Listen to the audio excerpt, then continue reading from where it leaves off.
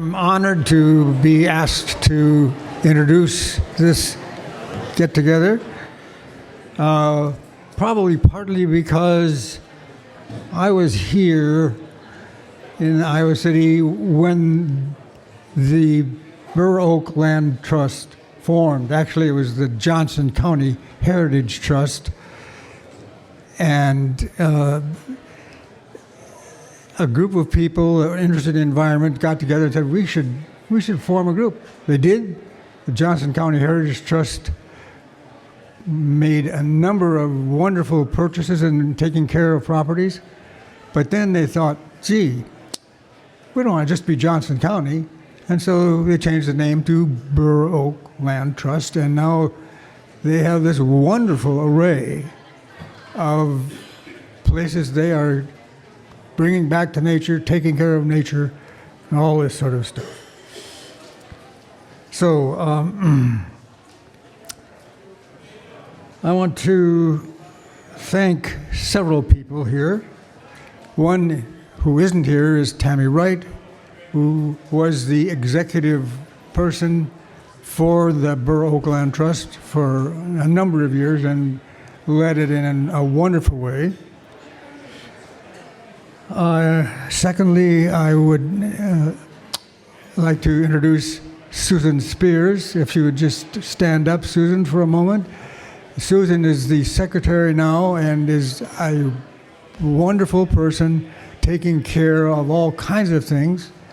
And of course, not last but not least, is Jason Taylor. And he's standing over here. And I would like to ask for I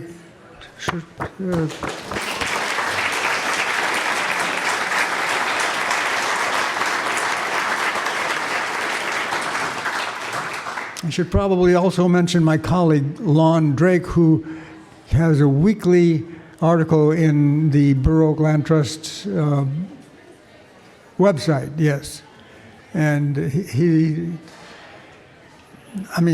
we're both in the what used to be the geology department, and yet he comes up with some topics that I didn't even know about at any rate.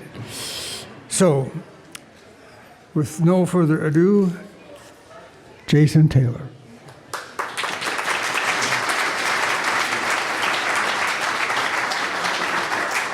Well, welcome. Thanks for everyone for coming tonight. I was fortunate enough when I was going to the University of Iowa to have Dick as a professor as well as Lon Drake and a number of other people. And so it's just a great community. We have so many great resources with regards to the University of Iowa and obviously all the support of the conservation community that you see tonight. So there's no lack of individuals that are passionate about this work.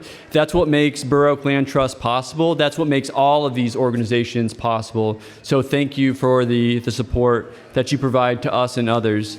As Dick mentioned, this is my first year as the executive director at Bur Oak Land Trust, and it's thank you. My fan club's over here. It's really a pleasure. It allows me to really focus on the work that is I'm so passionate about, and it allows me to work with individuals that share that passion at such a high level. So I know so many people here. Dick has mentioned it before. It's like a family reunion every single year. And it is just phenomenal to meet new people every single year. It's great to see new faces that are younger than me, which is fantastic to see here. But it's also obviously good to see everyone else as well. So tonight, Sarah Nizzi joins us tonight as the Farm Bill Pollinator Conservation Planner and the NRCS Partner Biologist with the Xerces Society. She's based out of Newton, Iowa, and provides technical assistance to farmers and landowners throughout the state who are interested in pollinator conservation. The Xerces Society for Invertebrate Conservation is an international nonprofit whose staff focuses on the protection and conservation of invertebrates in their habitat.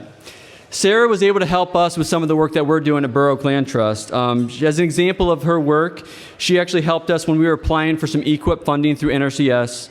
as we're trying to restore a 4-acre prairie out at the Big Grove property. This prairie, actually, part of it supports a population of endangered rusty-patched bumblebees.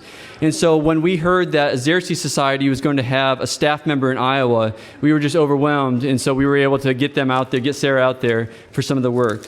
So please welcome Sarah Nizzi.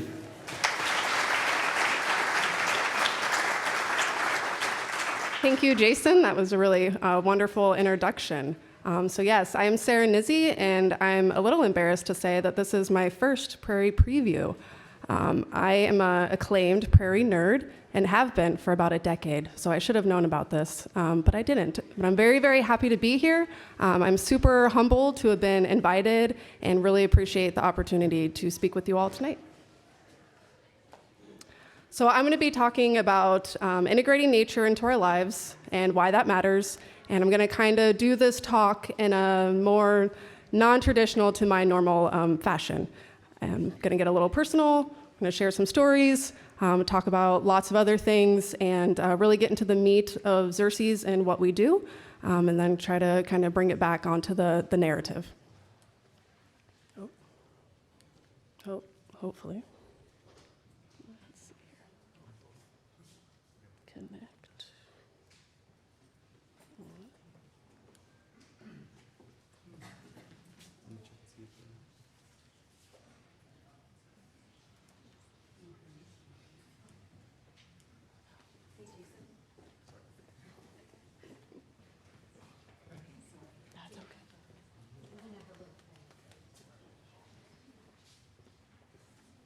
Can't have a talk without technology issues, so it's very common. All right. Okay, so I thought that the best narrative to start out with was the one that I know best, which is mine. So we all start somewhere. We're all here for a reason. Obviously, nature means something to us, or prairie specifically means something to us. I had the great fortune of one of the best childhoods ever, I'd like to argue. I'm originally from Waukee, Iowa.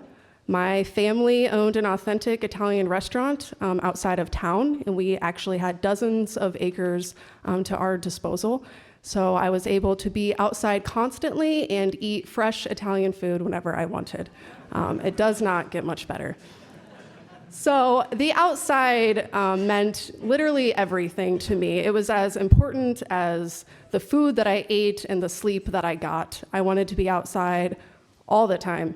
My mom ran an in-home daycare, and occasionally she would keep me from going outside and make me watch things like Sesame Street. And it was awful. I didn't enjoy that at all, not a single bit. So, whether it was raining or snowing or hot or cold or whatever, I was outside. We had about 42 acres, and most of it was now what I recognize as pasture land and woodlands, and this photo in the background is actually Beaver Creek. So for up to 8 years of my life, it was paradise. My cousin Tony is pictured to the right. He was my little sidekick who also got, dirty with me as well.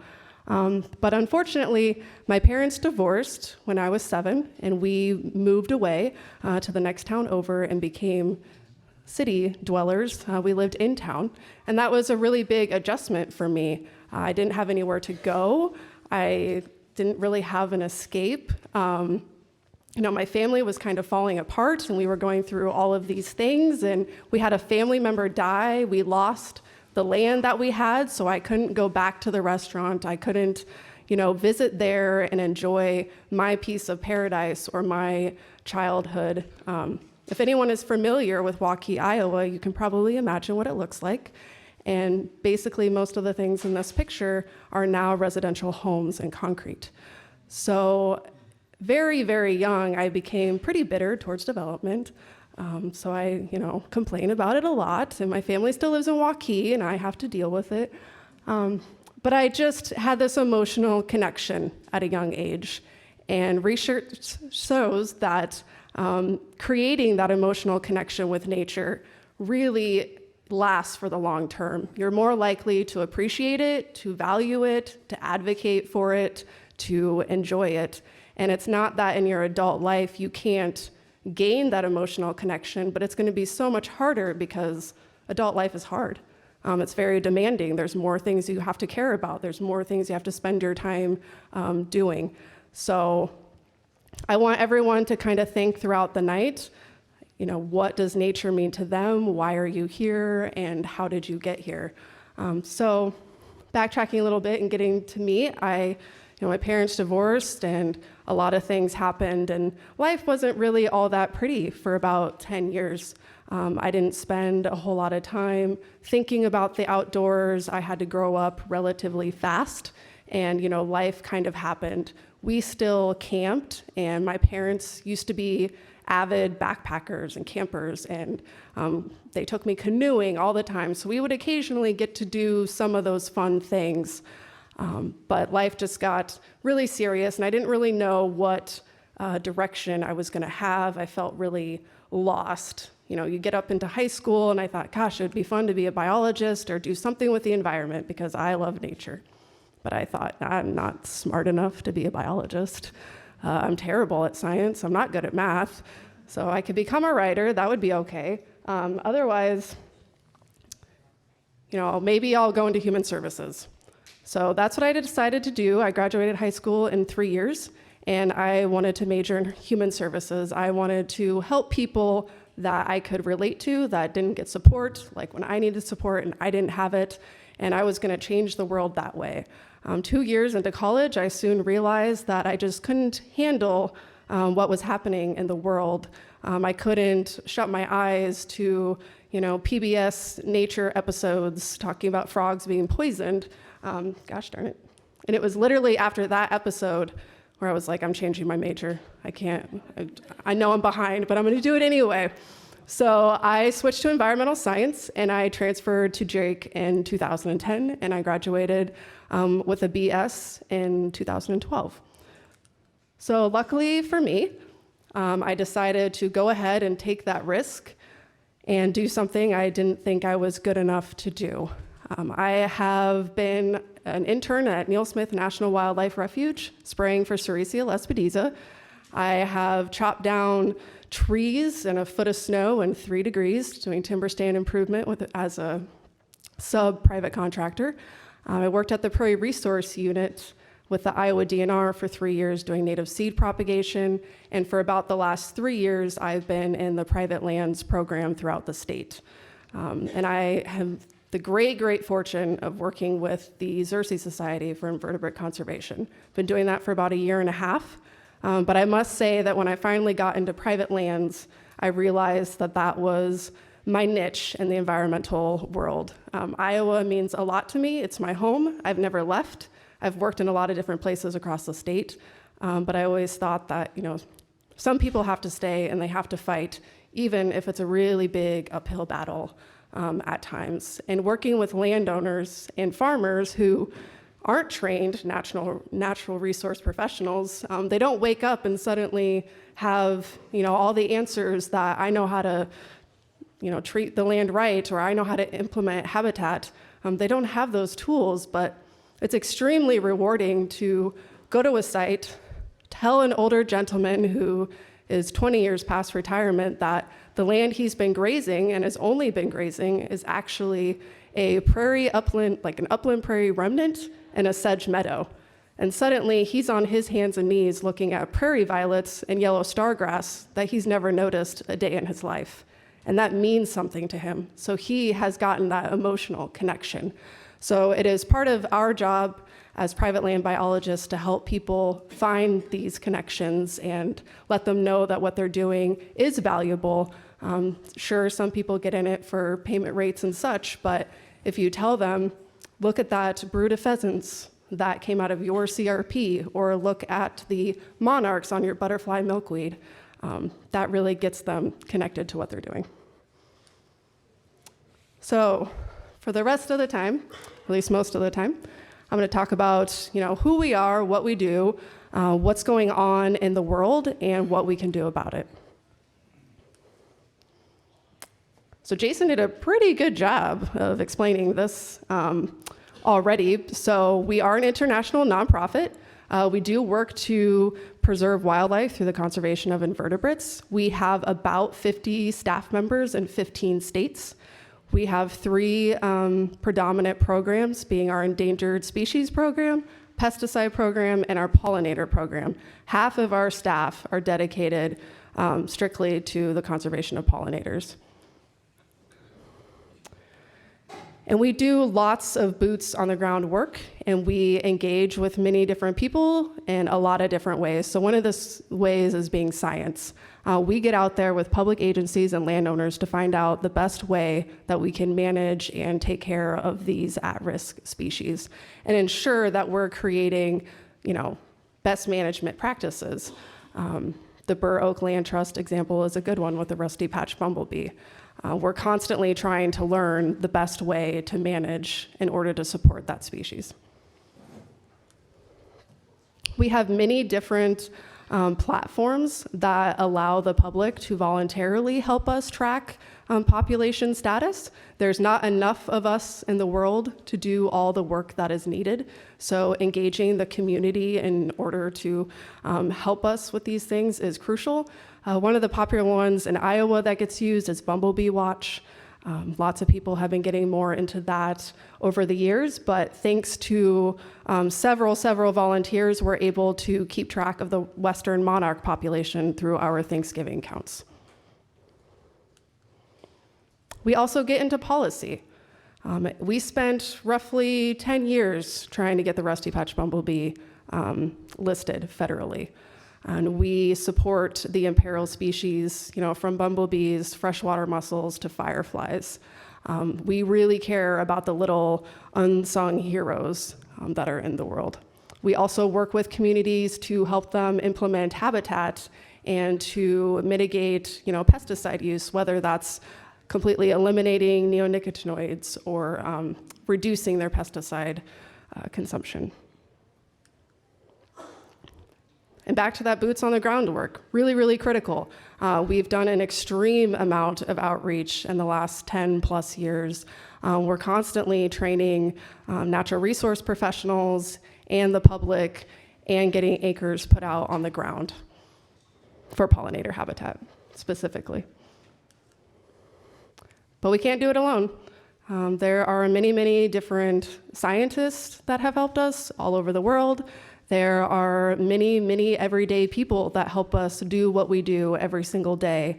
And there are farmers that help us all the time do experiments to figure out, do these site prep methods work? Does this practice actually support these insects? There's somebody in the room right now, Mark Q, is contributing to our research and science right now. It's very cool. So another great partnership recently has been with NRCS. I am one of, I think, we're up to about 10 now. When I started, there were 7 partner biologists, but we created a partnership with NRCS, the Natural Resource Conservation Service, to get more of that on-the-ground work within the agricultural community and the public sector. But we do work within the private sector with agricultural farms as well. But we are scattered all throughout the country, and basically we support NRCS by training their staff and their partner staff, as well as helping get more habitat on the ground through technical assistance and financial assistance. And this is a nice map and visual to kind of see where we are in the US. So pretty heavy in the Pacific Northwest and along California, but the Midwest also has a pretty decent presence. So that kind of segues into my role. So I am one of those NRCS partner biologists, and as of just last week, I actually changed offices. So I am now based in Adel, but I am in a field office. I cover the entire state, and I do work alongside landowners and farmers. I help the state office with any kind of technical notes or any training that they need to do with their staff, whether that's native plant ID, weed management, establishing prairies, site prep, management of prairies, seed mixes, basically whatever they need done, I try to be of service. Last summer, the picture on the right is an example of a native plant ID training I did with just the NRCS staff and partners in Southwest Iowa. And to your left is a picture from one of the Rusty Patch Bumblebee workshops that we had in Cedar Rapids. We had County Conservation Board, NRCS, DNR, Bur Oak Land Trust, private companies, nonprofit, all there to learn more about Rusty Patch Bumblebee, which was really, really, really awesome. And we found one. We got a new record. So it was awesome. Examples of working with farmers and landowners. I work with, big time conventional row crop growers all the way down to organic small vegetable farms that are in our rural and urban communities. And education and outreach is pretty crucial, especially this winter. I have been giving, I don't know how many presentations, so many, but I travel a lot and I'm usually always willing to do so. I really like to spread the word, and Iowa's been getting more and more excited about this sort of thing, so I see a lot of hope for us in the future. All right, so we're gonna move on to the importance. So diversity. Insects and their allies make up a vast majority. 50% of all described species globally are insects. 97% of described animals globally are insects. Yet, there is a ton more that we could learn. We know a very, very small fraction about insects and lots of other taxa. Biomass, they are the heavyweights. If you were to weigh all the organisms in the world, invertebrates would still outweigh large mammals like bears, bison, elephants. And they exist in nearly every ecosystem. And I really love this quote. So important are insects and other land-dwelling arthropods that if we were all to disappear, humanity probably could not last more than a few months. E.O. Wilson. Decomposition, over 90% of human and animal waste is decomposed by invertebrates as well as plant material, and this also saves ranchers over $380 million. Importance for food. They're in nearly every ecosystem, so likely they're in nearly every food chain. So it's really critical keystone species. Economic value. It's really important to know economic values because a lot of people kind of think of things in terms of dollars, or it's, sometimes it can kind of gauge the importance a little higher if they can put a dollar sign to it. So insects provide services annually in the US that equivalent to over $57 billion. Recreationally, that's at $50 billion, and our natural pest control is over $4 billion. And of course, pollination. So the big thing that half of our staff spends their time on. So over 85% of plants require pollination, predominantly by an insect.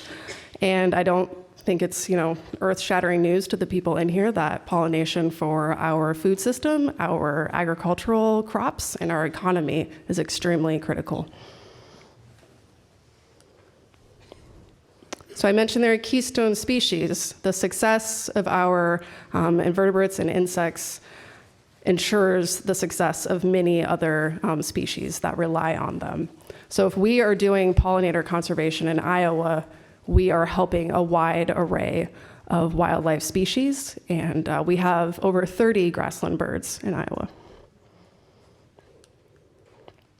So we're going to meet the pollinators. Pollinators consist of butterflies and moths, birds and wasps, beetles, flies, birds, in our case would be the ruby-throated hummingbird, and in bats in some parts of the world.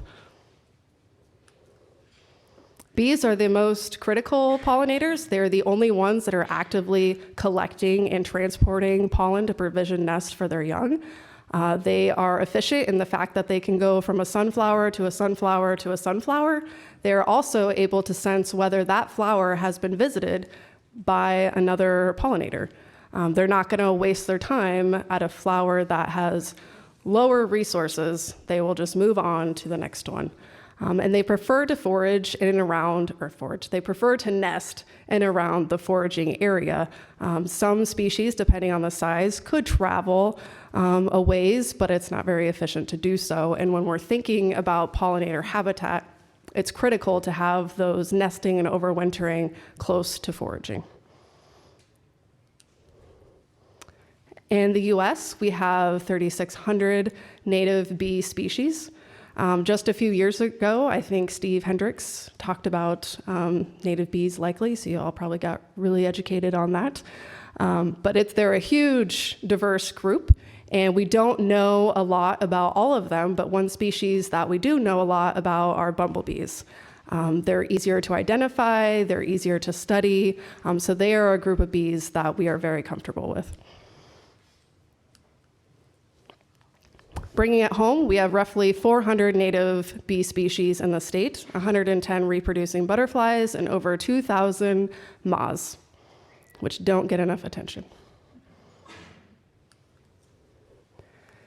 And also, unfortunately, not shocking, is the fact that we are losing our insect populations at a pretty alarming rate. And biodiversity in general, all over the world, is declining.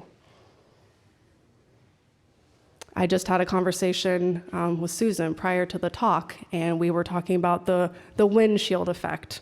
That's a very common thing about how decades ago, maybe as a kid, you'd go on long vacations with your family, and you'd have to constantly stop and clean off the windshield. And I must admit that even in the time that I've been driving, which is roughly 12 years or so, I've noticed in that time that I don't clean my windshield off as much. So I'm not sure which is more alarming, because that's a pretty short time period. So although we haven't assessed all the species out there, and it's a pretty small portion of those assessed species, nearly half of them are at risk of extinction, or considered threatened, I should say. And this doesn't just include terrestrial land species. This also goes for aquatic species. At risk are freshwater mussels, 65%, aquatic snails, 64%, and crayfish, 47%. And crayfish are really critical for fish, for mussels. Mussels are critical for lots of other things and are good indicators of water quality. So pretty alarming and unfortunate. Oops. In Iowa, we have, according to the Iowa DNR's list, 9 endangered freshwater mussel species, 6 threatened, and 8 extirpated, meaning that 8 species of freshwater mussels used to call Iowa home, but are no longer present or found.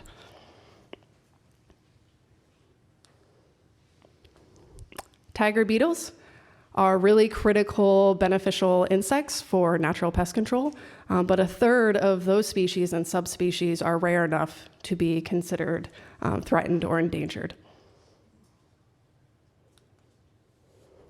Globally, we are losing pollinators. So 16.5% of the vertebrate pollinators, so being those birds and bats, are facing some degree of extinction, and over 40% of our invertebrate pollinators, particularly bees and butterflies, are facing degree of extinction. So speaking of butterflies, in the UK, overall, they're seeing decreases in abundance and diversity. In North America, 19% of 636 butterfly species that were monitored are facing extinction.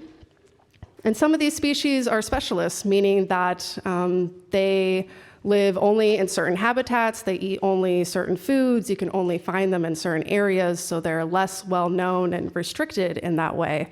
But then there are also these large range, commonly known species, like the monarch butterfly, that are in decline. So back to our bumblebees that we fortunately know quite a bit about. In North America, over a quarter of our bumblebees are facing are considered, threatened, and 41 in Mesoamerica, so that's Mexico and Central America, and 23.5 are threatened in Europe. Locally in Iowa, we have 3 species that are federally listed: the Dakota skipper, the Poweshiek skipperling, and the rusty patch bumblebee. The 2 species listed or photoed here are the Dakota skipper and Poweshiek skipperling. They were once found in northwest and north central Iowa, but are thought to be extirpated and no longer here. It's been a decade or more since anyone has found a record. They are hanging on in southern Minnesota for whatever reason, so there is potential that we could, possibly bring them back if we could get more habitat out there, but right now we don't have any recent records. And the Iowa DNR has listings of butterflies, so 2 endangered, 5 threatened, and 25 species of special concern. And out of the roughly 14 native bumblebees that we have, 5 are at risk. So there has been some criticism of recent studies showing these declines. They say there's not enough research, not enough science, not enough analysis of the data. And we agree that there always needs to be more research and more analysis and more and more and more. But we also believe that the overall trend is very clear and it warrants immediate action.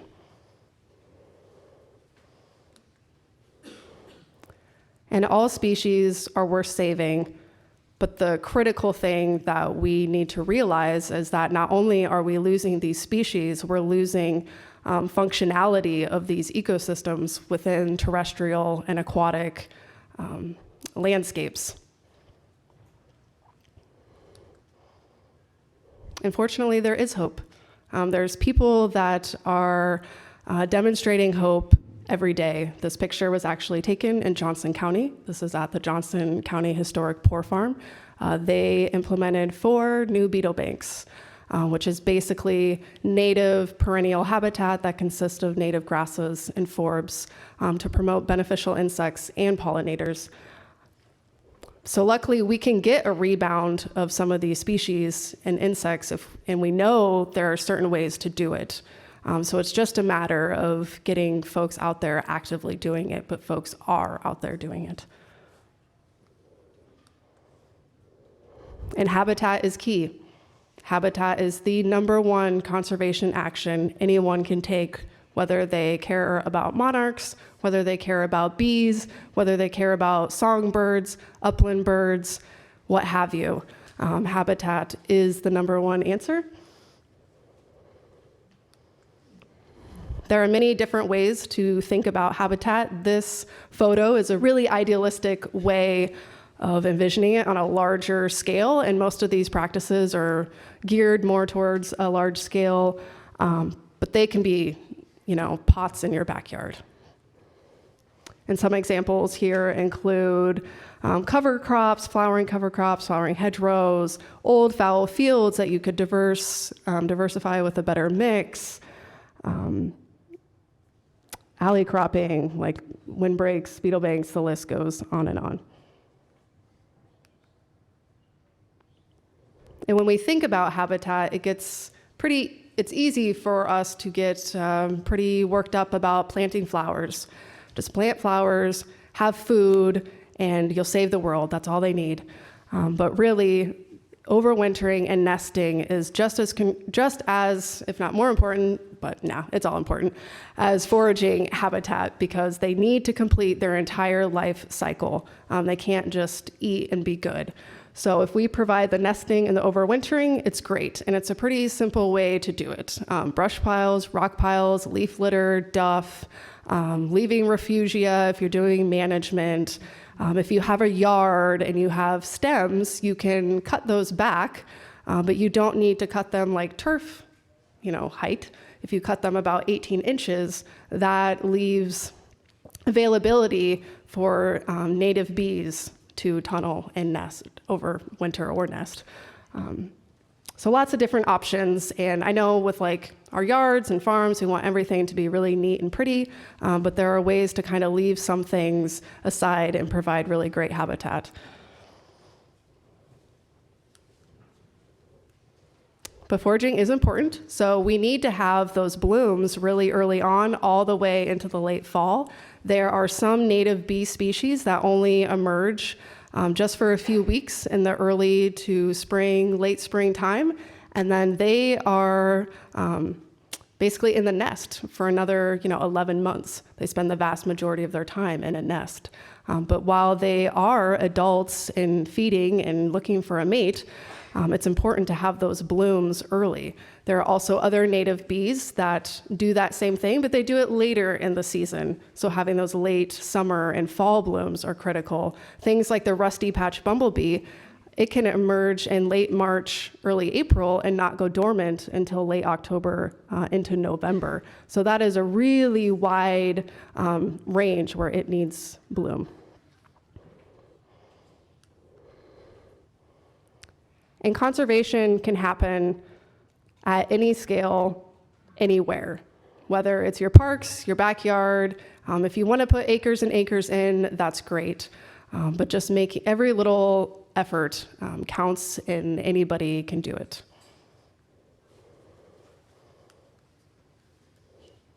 Some really key things to remember when thinking about that is making sure that you're planting natives and not using cultivars, or preferably not getting native plants from Earl May.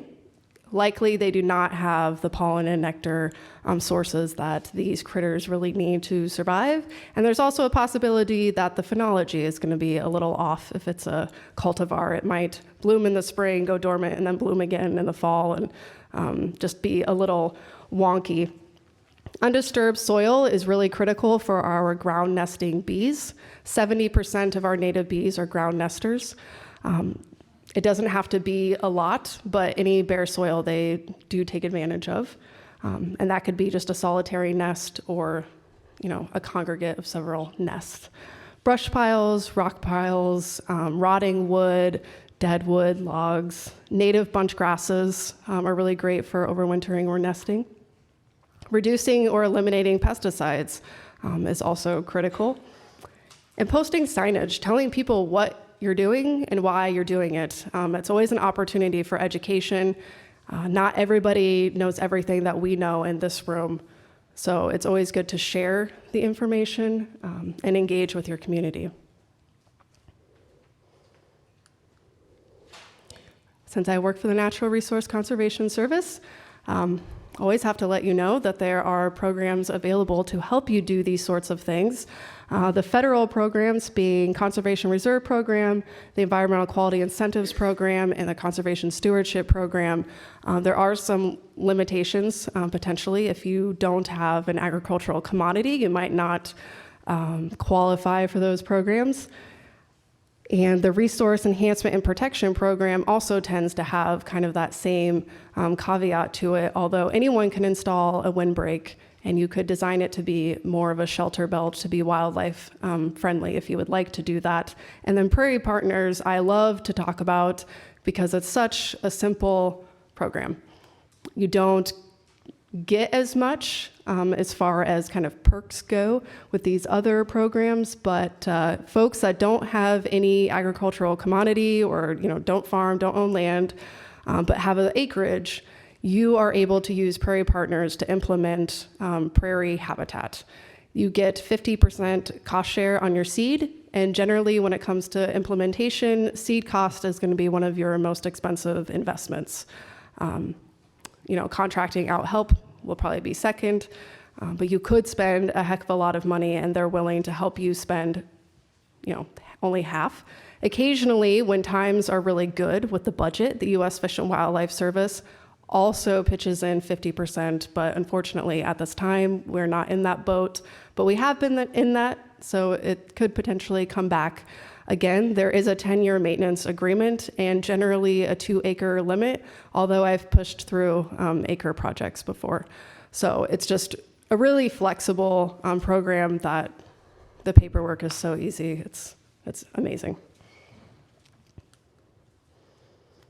We have an ample amount of information. I brought just very limited handouts for tonight, but our website is phenomenal, and we have information for all landscapes all over the US, from organic site prep to just installation in general, plant lists, native thistle guides.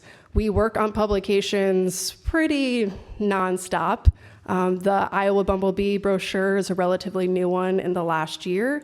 We also came up with a milkweed identification guide for kind of your roadside milkweeds. And right now, I am currently in the process, getting to the very final drafts, of an Iowa native thistle ID guide. They were recently delisted from the noxious weed rule. They're still technically noxious weeds, but we don't have to manage them anymore. So if anyone complains to you and says you have to get rid of your native thistles, you don't. So just saying. And lastly, I just want to get back to this narrative that I started with. I think nature is really important to each and every one of us. And, this is kind of the times where, you're preaching to the choir. A lot of people here already care. They already know what's going on in the world. You're probably actively doing something in some way. Integrating nature into your life isn't just having habitat. It's, being active in policy. It comes down to, what do you eat? What do you do? How do you recreate? Do you appreciate things as you drive by on your way to work? Do you take time to notice? In my opinion, that is integrating nature during your everyday life. And I think it's extremely important for us to share our stories, to tell people why we care. We can't get new people in the room if we don't share these stories, if we don't take someone to a prairie and tell them how cool it is or let them experience it. Not everyone gets to grow up and have a really great childhood like I did. Not everyone's parents are outdoor enthusiasts. And it's okay to start late. It's okay to be late in life and jump on our bandwagon, but we need more people in our bandwagon. And there's a multitude of ways that we can share stories. I just have examples of one picture I'm proud of and some drawings that I made a few years ago. But social media is really amazing. I mean, does anyone follow Chris Helzer's blog? Only a few. Well, goodness. Everyone should be following that. His pictures are amazing, and just anyone will want to go to a prairie after that. So he gave a talk and really inspired me to kind of give this message that it's our responsibility when we leave here today to kind of spread the word and get more people involved. And there are lots of ways to do that through art and music, social media if you so please. But please do share your story. And please bring 8 other friends with you next year that have never been here before. So.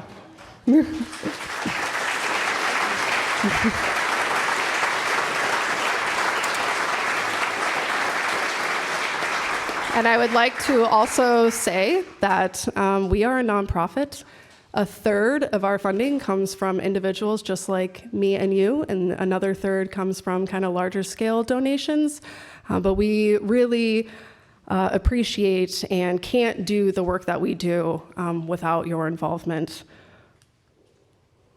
Lots of great people to thank, organizations, I should say. And that is all. Thank you.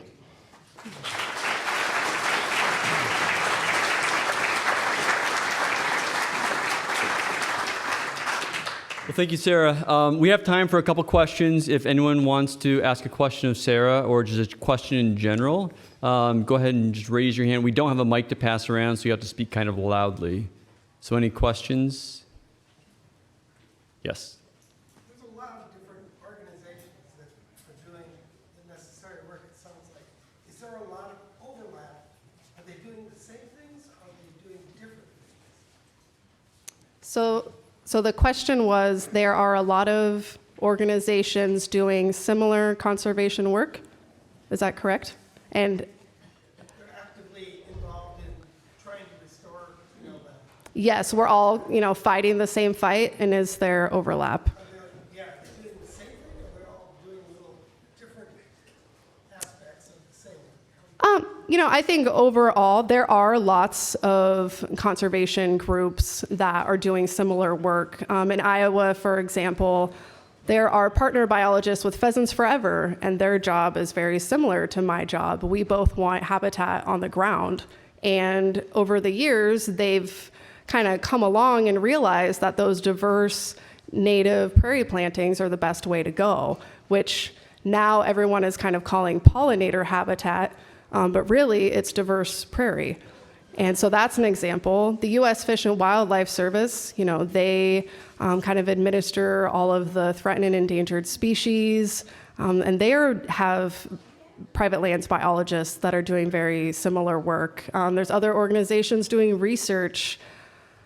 Yeah, so there's tons of overlap, and just some different organizations look at it from a slightly different lens, but conservation is a common goal. I can quickly add to that. Yes, go ahead. So one nice thing is that the Xerces Society, they're able to do a lot of research that small nonprofits can't. But we're able to utilize that research to determine the best practices for our own land management. So that's one of the best ways that we've been able to work with the larger nonprofits. Additional questions? Yes. I just wondered, is there a minimum amount of land or area, say like within a township or whatever, you want to talk about that you would need to develop good pollinator habitat to kind of reverse these declines you're speaking about? So the question was if you needed a large tract of land, perhaps the size of a township, which is quite large, to help pollinator habitat, or is that sufficient pollinator habitat? If somebody wanted to do that, great. I love huge blocks, but there is kind of this, I don't want to say debate, but are big patches better or a lot of scattered small ones better? I think as long as there are connectivity, we'll take what we can get. So I would take 1 acre, I would take 300 acres. Yes, Jim. I've read that about 90% of the neonics that end up coating seeds that go into farm fields end up in streams and rivers and so on, and lakes and our water. Is there research that's showing what that's doing to aquatic invertebrates? Okay, so the comment in question was, Jim has heard research that roughly 90% of coated seed is making its way into our waterways, and is that affecting our aquatic species? And is there research being done on that? I don't know of any, not to say that there isn't research, because there's lots of research going on with neonicotinoids on a lot of different levels. I could infer that likely it's, an issue. But I don't know of any specific examples of research. Yes. Sarah, we recently re-enrolled our farm in the CRP program under General Sign Up 54. Okay. To do that and get our point total up there where we thought maybe we'd have a chance of getting accepted, I bid in 10% of my CRP acreage into the pollinator habitat, okay? The gal at FSA office was very helpful in putting that offer together, but she didn't have a clue, of course, where we ought to put pollinator habitat, right? She needed a map of where my acres were gonna be. She had no clue what the correct acres were. What I wanna ask is, should I be talking to you folks about where would be the best spots in that acreage if I'm establishing 6 new acres of pollinator habitat? Sure. Did everyone get that? Okay. So that's a really great question, and I wish more people ask that question more often. There are some staff that I've worked more closely with and directly with that are now thinking about that, and they're saying, oh, look, because if you're like a conventional farmer, for example, I have, these woodlands, and I kind of have this natural buffer over here, so I could put these 6 acres in this corner where it's going to have at least less exposure to some degree to some of those things. So I would rather kind of use that landscape, if possible, to your advantage. So in my opinion, there are places better than others most of the time where you could put pollinator habitat. Or other ways that you can mitigate some of those things if it's a concern for you. But part of my job and what I want to do more of and get the message out to more staff all over the whole state is that those are things that we need to be looking at when we're doing those conservation plans. So great question. Yes? I guess a follow-up to that. So those of us who may work with NRCS offices or FSA offices that potentially don't have staff with as much experience, how do we sort of negotiate getting outside help in? Yeah, so the question was if he's working with his NRCS office and there might not be enough staff or that staff might not be as knowledgeable about these sorts of things, how do you involve other people to kind of help? So luckily in the state of Iowa, we are saturated with partner wildlife biologists. I don't know what county you're in, but likely there is somebody close to you that I could probably hook you up with. Or, I could potentially, it's a good opportunity for me too to work with that office and help take them out onto field visits and, train them up on those things.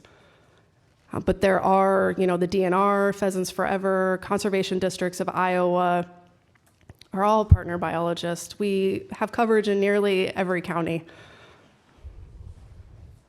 And we're more trained as biologists to think about those things. The difficult thing with NRCS and their employees is that they're expected to know a little bit of everything: nutrient management, cover crops, wildlife, soils. So their staff are really overloaded a lot, and it's hard to know it all. Got 2 questions for you.